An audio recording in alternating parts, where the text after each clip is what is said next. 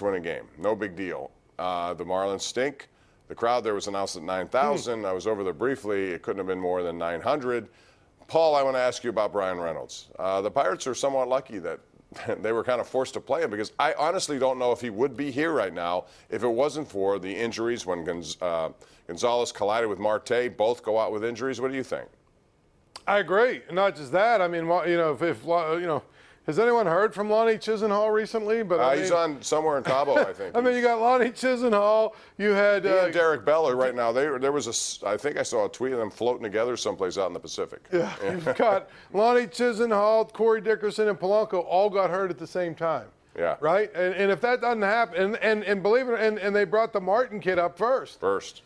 So I mean, if Martin would have been anything, or if Chisenhall and Dickerson and Polanco don't get hurt, well, Polanco was hurt coming in anyway. But I mean, if Chisenhall and Dickerson stay healthy, I mean, Brian Reynolds is like the MVP of the Indianapolis. Right. I mean, we might not even get to see him. So that's sometimes you get lucky, and injuries actually work in your.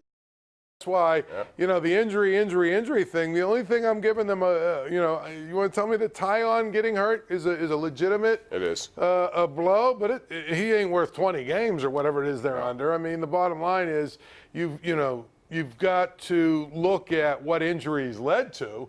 And I'll tell you another one. Eric Gonzalez getting hurt led to Kevin Newman playing a lot. And it wasn't even him first. First they deal, Cole Tucker was up for a while. Right. Newman finally, after a slow start, got his opportunities, made the most of it. Joe Hunter on Twitter says this: since the Pirates have traded Jordan Louse to Milwaukee, he's 5-1 with a 2.56 ERA. All right, let's go to the lines. We'll begin with line 3. That's DJ and Carrick. Hey, DJ, how you doing? Guys, how are you? We're good, thank you. Good. I ain't seen nothing like this Pirate crowd tonight. I mean, there had to have been 800 people there. I mean, I ain't seen nothing like it. I mean, it's almost as bad as your outfits tonight. You get them at Hills? You think you're funny, don't you? That's good. I sometimes would like to know what people's don't hide behind a moniker, but they don't. I mean, what's the point of that? There is no point. Some people just like to do it, and they think they're funny, and one of his friends will laugh and say, I heard you last night, but they won't reveal themselves. Whatever. More importantly, Hills isn't even open anymore, is it? Ernest in Monroeville, you're up. What's up, Ernest? Hey, gentlemen, how you both doing? We're good, thanks. That was a kind of, I don't know what that guy was talking about, but anyway, the Steelers, I think I think they're going to go 11-4. I think they're. Well, there's one more game you have to account for. Is there a rain out or 11-5 or 12-4? Which one? I think it's 12-4. Oh, all right, there we go. You're bullish. It's 12-4 because I think I'm giving them the game against New England. I'm giving New England. I think they're going to take New England because I think this team is finally going to move ahead because all the rhetoric, as you still see out in Oakland, is still going on. And the Raiders ought to kick him. They should have kicked him to the curb the first time when he argued about this. How can they do that, though? Because they gave him a huge amount of money. They can't get out of that money unless there's cause. And given the way these contracts are written, you got to give them serious cause. And like Paul said, if you start suspending, that could help your case there. But then they're defeating their own purpose. They gave up 2 draft picks. They gave him a ton of money. He's the centerpiece of their team. What are they supposed to do? Well, I think, trail is important. That letter, I mean, anybody that's ever dealt with human resources, that letter is the first step. They put it in his file, they give him another letter, and then all of a sudden they build a case for it. Listen, he's in breach of contract. He is. Or he's going in that direction anyway. Ann in Munhall. What's up, Ann? How are you? Oh, I was just watching. I watched many baseball games this year, and I saw an ever-changing strike zone during the games. Frustrated batters trying to tailor their swings to, the strike zones that are changing during the game.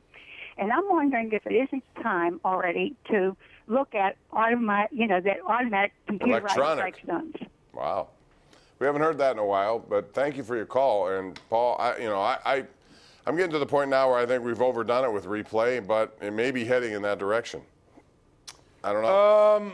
The replay, you and I think agree on. It's you want to get it right, but there gets to a point where you're just, when you start reviewing, it's counterproductive. Right.